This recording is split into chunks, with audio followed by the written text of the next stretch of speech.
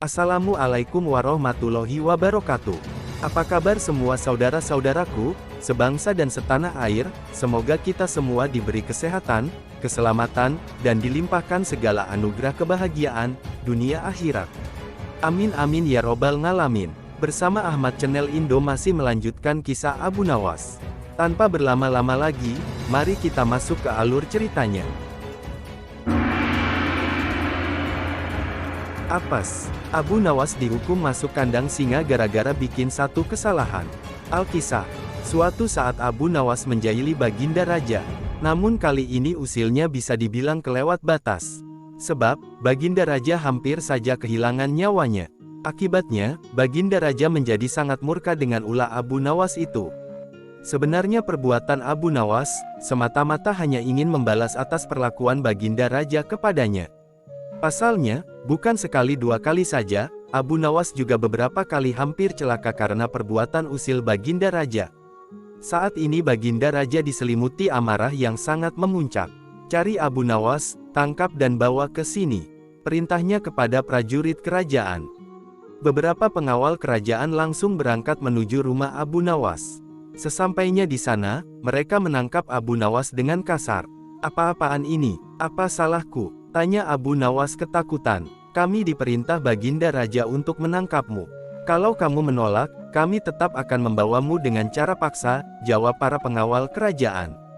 Abu Nawas pun hanya bisa pasrah, ia kemudian digiring ke istana dan dihadapkan kepada Baginda Raja. "Ampun Paduka yang mulia, kenapa hamba diperlakukan kasar begini?" tanya Abu Nawas. "Kamu jangan pura-pura tidak tahu. Kamu telah membuat aku murka. Perbuatan usilmu kemarin hampir saja membuatku mati. Kamu keterlaluan dan sangat kurang ajar," jawab Baginda Raja penuh emosi. "Maafkan hamba Paduka yang mulia. Hamba hilaf," ucap Abu Nawas. "Saat ini sudah tidak ada maaf bagimu. Kamu harus dihukum mati," bentak Baginda Raja. "Lalu dengan cara apa hamba dihukum mati Paduka? Dipancung atau digantung?" tanya Abu Nawas. Bukan dengan cara seperti itu, karena hukuman seperti itu hanya jadi bahan lelucon bagimu," balas Baginda Raja bertambah emosi. Abu Nawas menangkap keseriusan pada diri Baginda Raja. "Sepertinya Paduka tidak main-main, ia terlihat sangat marah padaku," pikir Abu Nawas. Bahkan para menteri dan prajurit menundukkan kepala, tidak ada yang berani menatap Baginda Raja. "Hai pengawal, masukkan Abu Nawas ke kandang singa," teriak Baginda Raja memecah keheningan. Para menteri dan segenap prajurit terkejut mendengar perintah tersebut, karena walau bagaimanapun Abu Nawas adalah sosok yang baik, sering berjasa mengungkap kasus-kasus di dalam istana yang sulit terpecahkan. Mereka tidak sampai hati, melihat Abu Nawas tewas mengenaskan diterkam singa buas. Tapi karena ini adalah titah Baginda Raja, tidak ada seorang pun yang berani menentangnya. Lalu seorang penasihat istana berkata, "Ampun Paduka yang mulia, apakah tidak berlebihan hukuman yang diberikan? Bukankah lebih baik bila Abu Nawas dihukum penjara saja?" ujar penasihat istana coba untuk membela Abu Nawas. "Kalau tidak suka dengan keputusanku, kau boleh ikut dengan Abu Nawas," hardik Baginda Raja. Sang penasihat istana hanya terdiam, ia tidak berani membantahnya. Sementara Abu Nawas tertunduk lesu mendengar keputusan tersebut. Tubuhnya langsung lemas dan gemetaran. Namun ketika hendak dimasukkan ke kandang singa, Abu Nawas berkata, "Ampun Paduka yang mulia, hamba ikhlas menerima hukuman ini, dan hamba sudah pasrah, tapi berilah waktu hamba 3 bulan, hamba ingin agar di akhir kematian hamba disibukkan dengan amal ibadah." Sejenak Baginda Raja terdiam. Tidak beberapa lama kemudian Baginda Raja berkata, "Baik, aku kabulkan permintaanmu. Tapi selama itu pula kamu harus hidup dalam penjara, dan kamu dilarang menemui keluargamu." Abu Nawas pun menyetujui syarat tersebut. "Kalau diperkenankan, bolehkah saya minta satu permintaan lagi?" tutur Abu Nawas. "Apa permintaanmu?" tanya Baginda Raja. "Supaya kehidupan hamba di dalam penjara tidak membosankan, izinkan hamba memberi makan singa yang ada di kandang," jawab Abu Nawas. "Tidak masalah. Nanti ruang penjaramu bersebelahan dengan kandang singa," ujar Baginda Raja. Maka dimasukkanlah Abu Nawas ke penjara. Pada bulan pertama, Abu Nawas melalui waktu dengan beribadah. Sedangkan tiap pagi dan sore diisi memberi makan singa. Pada bulan kedua dan ketiga, Abu Nawas makin tekun beribadah, ia juga lebih rajin memberi makan singa tersebut. Abu Nawas memperlakukan singa itu layaknya sahabat. 3 bulan pun berlalu, dan tibalah saatnya bagi Abu Nawas untuk menjalani hukuman atas perintah Baginda Raja. Beberapa pengawal istana dipanggil sang raja untuk memasukkan Abu Nawas ke kandang singa. Sementara para menteri yang ikut menyaksikan merasa iba dengan nasib Abu Nawas tersebut. Tapi tiba-tiba, terjadi peristiwa tidak terduga saat Abu Nawas berada di dalam kandang singa. Singa tersebut tidak menerkam, tapi justru menjilati kaki dan tangan Abu Nawas. Abu Nawas pun membalasnya dengan mengelus-elus tubuh dan kepala singa. Singa yang terkenal buas ini mendadak tunduk dan nurut kepada Abu Nawas. Sontak saja pemandangan itu membuat mereka yang hadir menjadi terkejut dan heran. Abu Nawas ternyata punya kesaktian, ujar salah satu menteri. Dikarenakan singa itu tidak mau menerkam diri Abu Nawas, akhirnya para prajurit melaporkan peristiwa aneh ini pada Baginda Raja, kemudian Abu Nawas dikeluarkan dari kandang singa, dan disuruh menghadap Baginda Raja Harun al-Rasyid. "Hai Abu Nawas," bentak Baginda Raja, "kenapa singa itu tidak mau memakanmu? Kamu punya kesaktian?" tanya Baginda Raja dengan heran. "Sama sekali hamba tidak punya kesaktian Paduka," jawab Abu Nawas dengan suara santai dan berwibawa. "Tapi kenapa singa itu tidak mau memakanmu?" tanya Baginda Raja lagi. "Begini Paduka yang mulia, selama 3 bulan ini, hamba rutin memberi singa itu makan dan minum, dan hamba juga memperlakukan dia dengan baik seperti sahabat hamba sendiri, oleh sebab itulah hamba tidak dimangsanya, sebab dia pikir hamba adalah orang yang berjasa bagi dia, padahal hanya 3 bulan hamba memperlakukan dia dengan baik. Dia memang seekor singa yang buas, tapi dia tahu balas budi. Buktinya dia tidak memangsa hamba, sedangkan Paduka sendiri, bertahun-tahun hamba mengabdi kepada Paduka yang mulia, dan berjasa bagi istana ini, tapi hanya karena satu kesalahan saja Paduka begitu tega menjatuhkan hukuman mati kepada hamba," tutur Abu Nawas menjelaskan. Mendengar hal itu, Baginda Raja terdiam, beliau pun menyadari akan kesalahannya. "Maafkan aku Abu Nawas, aku telah berbuat khilaf. Baiklah, sekarang kamu boleh pulang, dan ini ada hadiah uang untukmu dan keluargamu. Terimalah sebagai rasa terima kasihku padamu, karena engkau telah menyadarkanku," ujar Baginda Raja. Berkat kecerdikannya, Abu Nawas kembali lolos dari hukuman mati yang dijatuhkan Baginda pada dirinya. Wallahu a'lam bishawab. Kisah selanjutnya, ungkap penyebab air laut asin, Raja sampai tertawa terbahak-bahak. Al-Kisah. Suatu hari Baginda Raja merasakan suntuk, ia ingin keluar istana untuk menghilangkan rasa jenuhnya. Maka dipanggillah Abu Nawas untuk menemani sang raja jalan-jalan. Singkat cerita, Abu Nawas dan Baginda Raja memulai perjalanannya. Saat dalam perjalanan, Abu Nawas selalu bercerita yang membuat Baginda Raja terhibur. Ketika melintasi di tepian pantai, mereka berdua berhenti sejenak untuk beristirahat. Baginda Raja lalu membasuh muka dan tangan dengan air laut. Langsung terbesit dalam benaknya akan sebuah pertanyaan. "Hei Abu Nawas, menurutmu kenapa air laut itu asin?" tanya Baginda Raja Harun al-Rasyid dengan keras. "Karena air laut tidak mengalir kemana-mana Paduka," jawab Abu Nawas dengan keras pula. "Karena air laut itu senantiasa di tempatnya. Nah, untuk mencegah agar air laut itu tidak busuk, para leluhur kita dulu memberinya garam.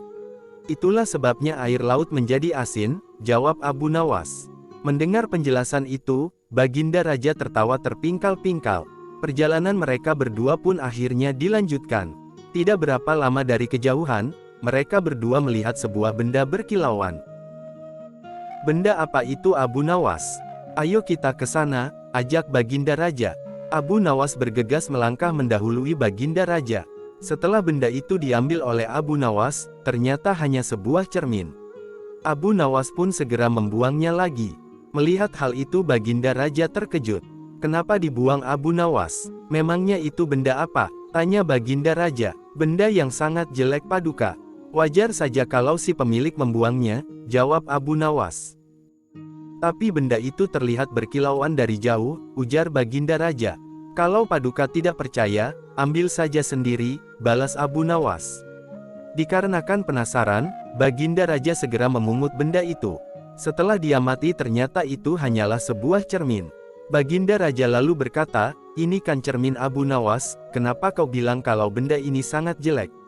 Tanya Baginda Raja. "Coba perhatikan baik-baik, pasti Paduka akan menemukan kejelekannya," ujar Abu Nawas.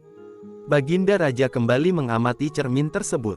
Di situ Baginda Raja tidak menemukan kejelekan, yang ada hanya wajahnya sendiri di dalam cermin. "Nah, itu sudah tampak jeleknya, ayo lekas dibuang saja bendanya Paduka," ucap Abu Nawas. Baginda Raja mulai memahami maksud ucapan Abu Nawas.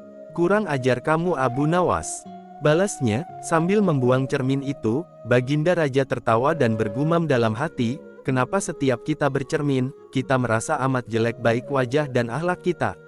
Wallahu a'lam bishawab. Kisah selanjutnya, cuma cium aroma masakan, Abu Nawas dipaksa bayar 100 dinar ke Abu Jahal. Al-Kisah. Suatu ketika, Abu Jahal yang merupakan tetangga dekat Abu Nawas sedang mempersiapkan pesta besar di rumahnya. Hampir semua kerabat dan tetangga terdekat diundang, kecuali Abu Nawas. Meski demikian, Abu Nawas tidak menaruh rasa benci kepada Abu Jahal, sebab ia tahu persis wataknya. Mengenai pesta yang akan Abu Jahal adakan tanpa mengundang Abu Nawas, sebenarnya hanya bertujuan ingin membalas dendam. Pasalnya, selama ini usaha Abu Jahal untuk mengerjai Abu Nawas selalu gagal, dan menurutnya kali ini dengan rencana membuat pesta besar di rumahnya, bisa dengan puas meledek Abu Nawas. Pesta yang akan diselenggarakannya terbilang tidak main-main. Abu Jahal bahkan mengundang koki ternama dari negeri seberang. Ia rela membayar upah cukup mahal supaya bersedia memasak di rumahnya, tentu saja karena yang memasak adalah koki ternama. Cita rasa masakan yang dibuatnya pastilah lezat dan menggugah selera. Saat si koki mulai memasak untuk jamuan pesta, aromanya menyebar kemana-mana. Siapa saja yang menghirupnya pasti langsung tergoda. Kebetulan aroma masakan tersebut menyebar sampai rumah Abu Nawas. Kala itu Abu Nawas yang sedang duduk di depan rumahnya, tanpa sengaja mencium aroma masakan yang begitu lezat. Betapa nikmatnya aroma masakan ini, apalagi kalau sampai memakannya, gumam Abu Nawas dalam hati. Ia pun penasaran dari mana asal aroma masakan itu. Abu Nawas lalu berjalan menelusuri mencari asal bau masakan yang lezat tersebut, dan ternyata berasal dari rumah Abu Jahal yang sedang mempersiapkan pesta. Melihat kehadiran Abu Nawas di rumahnya, terbesit di benak Abu Jahal untuk meledeknya. Tapi nyatanya itu tidak jadi dilakukan, sebab Abu Jahal mendapat ide yang lebih konyol. "Abu Nawas, ngapain kamu di situ?" teriak Abu Jahal. Abu Nawas yang sedang asyik menghirup aroma masakan langsung kaget, mendengar teriakan Abu Jahal. "Tidak ngapa-ngapain Abu Jahal," sahutnya. "Kamu jangan bohong Abu Nawas. Kurang ajar, kamu pasti sedang mencuri bau masakanku," timpal Abu Jahal. Namun, Abu Nawas tidak menghiraukan Abu Jahal, ia memilih balik ke rumah. Tapi ketika baru saja melangkah, Abu Jahal langsung menghalanginya. "Tunggu, kamu tidak boleh pergi seenaknya. Kamu harus membayar bau masakan yang kamu curi," bentak Abu Jahal. Perkataan Abu Jahal ini sempat membuat Abu Nawas heran dan terkejut.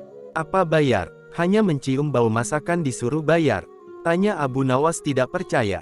"Benar, karena masakanku ini dibuat oleh koki profesional dengan bayaran mahal," jawab Abu Jahal sombong. Dikarenakan tidak ada yang mau mengalah, pertengkaran kedua orang ini mengundang perhatian warga setempat. Para warga pun langsung mengerumuni mereka berdua dengan tujuan melerai. "Sudah-sudah, begini saja, daripada kalian ribut di sini, lebih baik masalah ini kalian bawa ke pengadilan. Biar Tuan Hakim yang menentukan, siapa yang benar dan siapa yang salah," saran dari salah seorang warga. "Baik, saya tidak takut. Ayo kita ke rumah Tuan Hakim," tantang Abu Jahal. Maka keduanya pun diantar warga pergi menuju rumah Tuan Hakim. "Ada masalah apa ini?" tanya Tuan Hakim. Abu Nawas lalu menceritakan secara detail, kronologi masalah yang dialami. "Masa sih hanya mencium bau masakan disuruh bayar? Tuan Hakim, ini kan aneh," kata Abu Nawas heran. Abu Jahal tidak mau kalah berargumen. "Tuan Hakim, bila seseorang mengambil sesuatu milik orang lain, sedangkan orang lain itu tidak ikhlas, bukankah itu namanya mencuri?" tanya Abu Jahal. "Benar, orang tersebut bersalah dan bisa dituntut hukuman," jawab Tuan Hakim. "Nah, begitu juga dengan hamba, Tuan Hakim.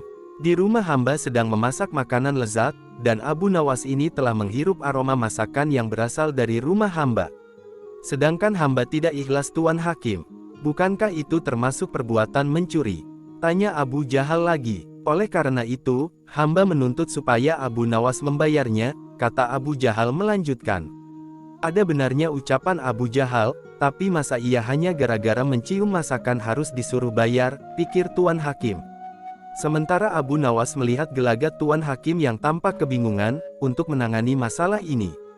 Abu Nawas tahu Tuan Hakim adalah orang bijak, tapi karena pintarnya Abu Jahal dalam mengolah kata, membuat Tuan Hakim jadi kebingungan. Begini saja Tuan Hakim, hamba mengaku telah bersalah dan hamba bersedia membayar, ujar Abu Nawas. Tapi Abu Nawas, apa kamu yakin? Tanya Tuan Hakim merasa tidak tega. Iya Tuan Hakim, hamba tidak keberatan, jawab Abu Nawas. Baiklah, Abu Jahal, berapa Abu Nawas harus membayarmu? Tanya Tuan Hakim. Sebesar 100 dinar Tuan Hakim, jawab Abu Jahal. Sebanyak 100 dinar, yang benar saja kamu. Tanya Tuan Hakim terkejut. Hamba serius Tuan Hakim. Masakan yang baunya dicium Abu Nawas itu hidangan mahal. Belum lagi koki yang masak sengaja didatangkan dari negeri seberang, bayarannya sangat mahal. Jadi wajar kalau hamba menuntut ganti rugi 100 dinar, balas Abu Jahal. Bagaimana Abu Nawas? Apakah kamu bersedia? Tanya Tuan Hakim kepada Abu Nawas. Dengan tersenyum Abu Nawas menjawab, hamba bersedia Tuan Hakim, tapi hamba minta izin mau pulang ke rumah, untuk mengambil uang 100 dinar, pinta Abu Nawas. Abu Nawas lalu dipersilakan pulang untuk mengambil uangnya. Kena kau Abu Nawas, kali ini aku berhasil mengerjaimu dan aku juga mendapatkan uang 100 dinar, kata Abu Jahal dalam hati penuh kegirangan. Tidak berapa lama kemudian, Abu Nawas kembali dengan membawa uang 100 dinar. Tuan Hakim, kantong yang hamba bawa ini isinya koin emas berisi 100 dinar, tapi sebelumnya hamba ingin memperlihatkannya kepada Tuan Hakim, supaya benar-benar percaya kalau uang di dalam kantong ini berjumlah 100 dinar, tutur Abu Nawas. Abu Nawas lalu memberikan kantongnya kepada Tuan Hakim, dan disuruh menghitung jumlahnya. Setelah selesai menghitung, Tuan Hakim pun mengembalikannya kepada Abu Nawas. Benar Abu Nawas, uangnya berjumlah 100 dinar, ucap Tuan Hakim.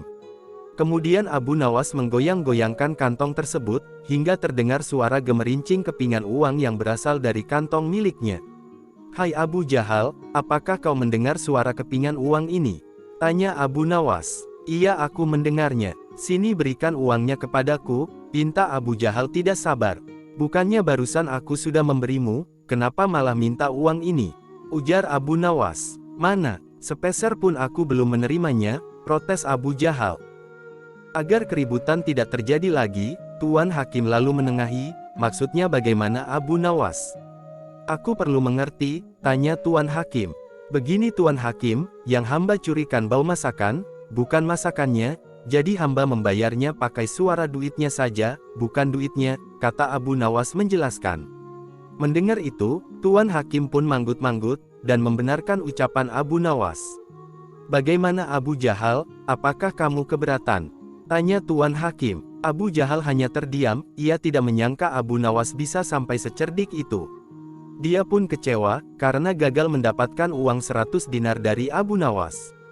Baiklah, aku rasa kasus ini sudah selesai dan ditutup, pungkas Tuan Hakim. Abu Jahal pun pulang dengan rasa malu kepada Tuan Hakim dan Abu Nawas. Wallahu a'lam bishawab.